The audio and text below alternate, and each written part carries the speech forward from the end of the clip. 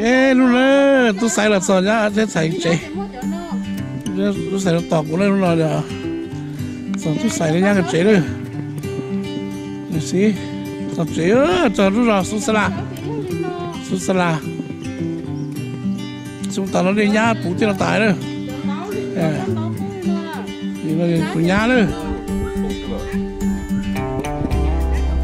rồi nhá xài cái chuyện là pan táo mua nữa xài pan táo nếu mà pan táo thì nhá là xài nó táo rồi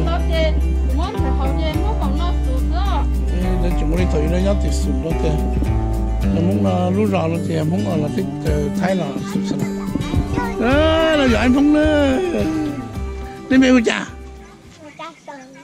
câu chả san xoa trả sông đó nè ô trả sông nửa hai lúa to là con đi lò nè chứ mình có này câu chả Kali Thali Charlie tụi nó nè tụi nó hút cha cài đó rồi ô hay cười mình nhớ rõ hút cha nên nó rõ hút cha wow có nhớ rõ cái số về nè wow một đá nè đá từ đâu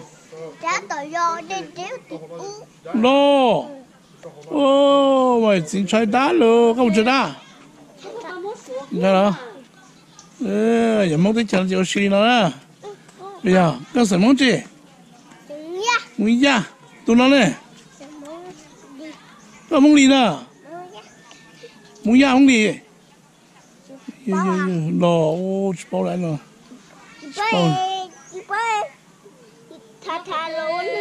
do cơ do lấy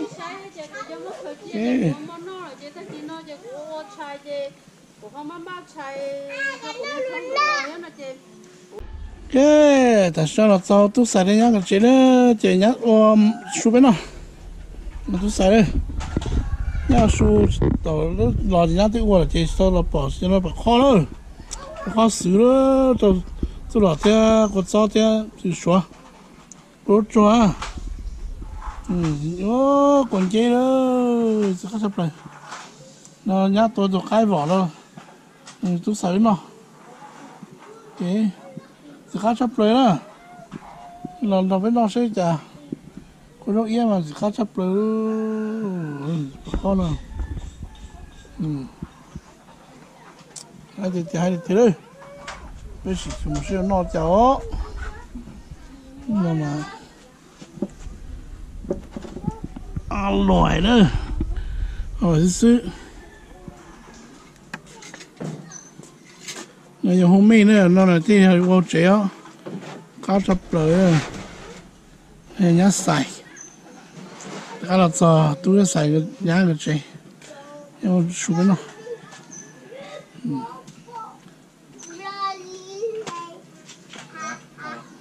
là tôi xài nó mỏ đó mà con gì đấy là cá chập rồi giờ con gì dùng chế sứ nó nhá sứ nó cá cái nào nhớ bố nó cái chế tôi nhá cái chỗ mà nhớ bố có thể có cho cái cho nhớ bố cái nó tay sao đấy bỏ lo nó cái này là nhớ bố cái nhá thì tôi xài cái là sao tôi cái nào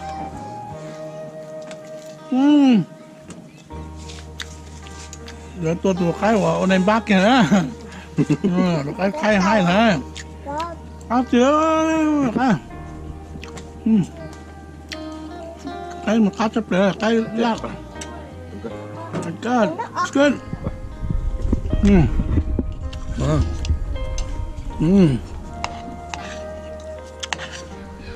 mở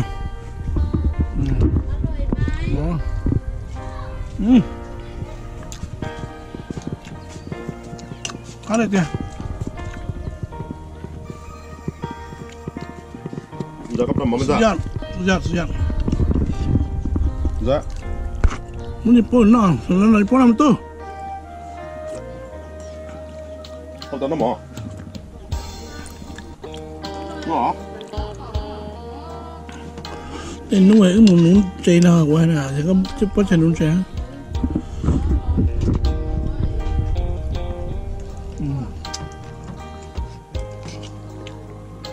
Khó đó.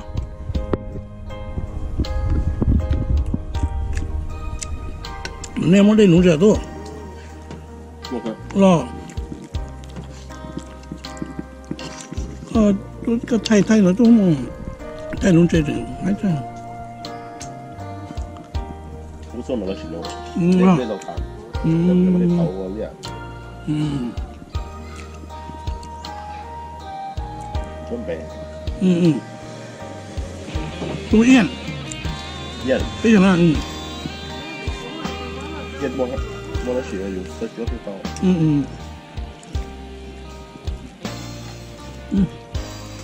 Rất là mặn. Rất khó quá, chú yên nào. Rất khó. Rất khó để mua thì dùng ăn hàng cũng phải để.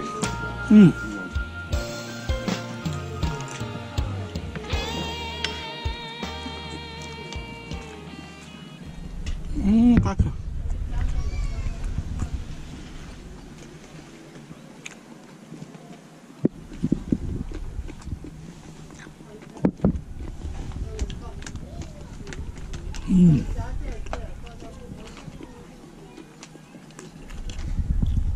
một con gì nữa, bạc khó à. Ô, khắc cứ. Thì cũng tía bạc khó thôi, nó ý kìa.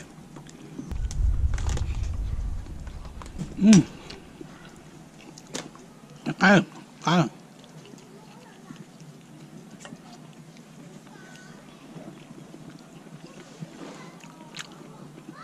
Nó là sao này, là cho số xả là số tu xả này.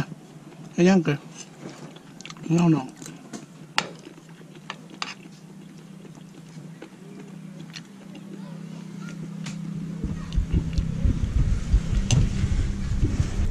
Mua nhà thay nó. Nó thay rồi. Có được tiêu. Như có cái không, nó bị kìa. Lúc coi mì thì thắt nó rồng nhá.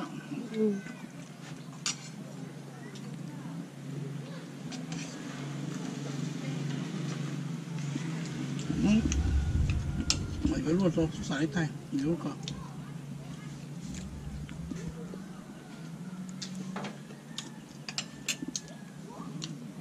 Cá cân gạo lên nữa. Ngay tạt tè là chuyển cái tè hả?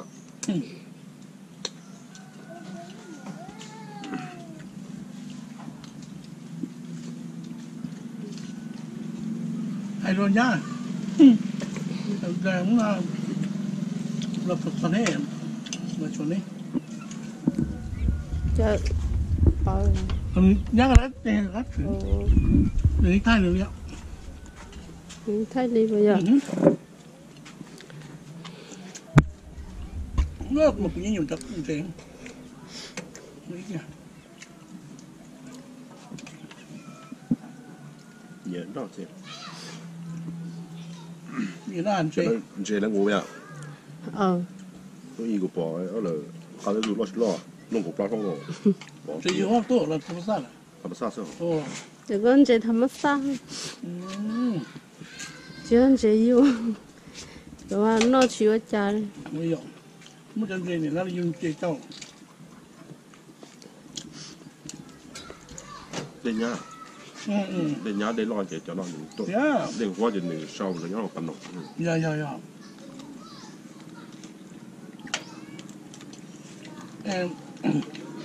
Đây là dùng một trò tại đây một cả. Như cho tàn cho nhưng ngủ đu lâu rồi mà đi. Để nó chú bún này. Như sao nào? Giờ lúc ban đầu chơi như giờ thì yêu sâu, yêu màu đi. Ồ, thì có chơi à? Ý chung chỉ sản. Ồ đó. Thì giờ lúc cái nào à? Lúc bán nó bán luôn rồi. Không bán chơi. Như thì món tao như thế nào? Bán. Mỗi đôi giờ. Sau.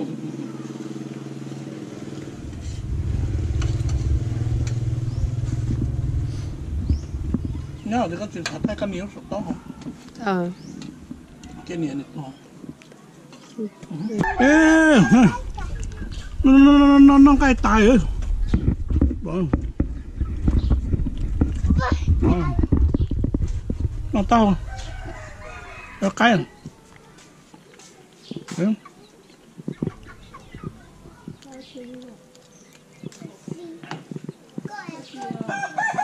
à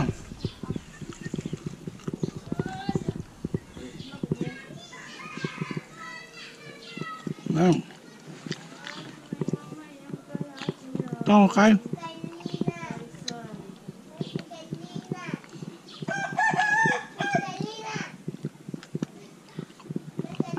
cay cay rồi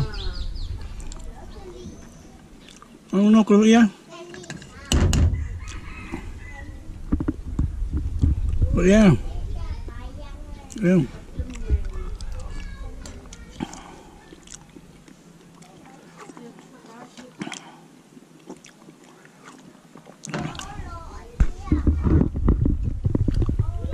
cái này lúc nào là sao số giờ số nhớ rồi mình chặn nó bộ máu nhá ba là nó sụp cái nó cái tua thế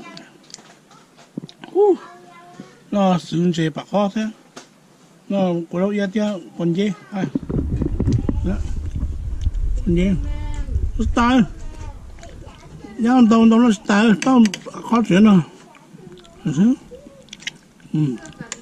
wow của yên yên cá rồi